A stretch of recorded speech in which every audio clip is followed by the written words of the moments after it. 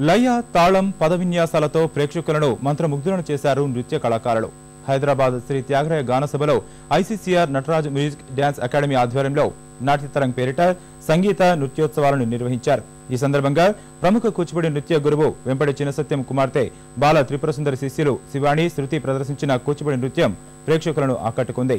వినాయక కౌత్వంతో శుభారంభం చేసి జయదేవ్ అష్టపది శివాష్టకం తదితర అంశాలను చక్కని అభినయంతో ప్రదర్శించి కళాప్రియుల మన్ననలు అందుకున్నారు.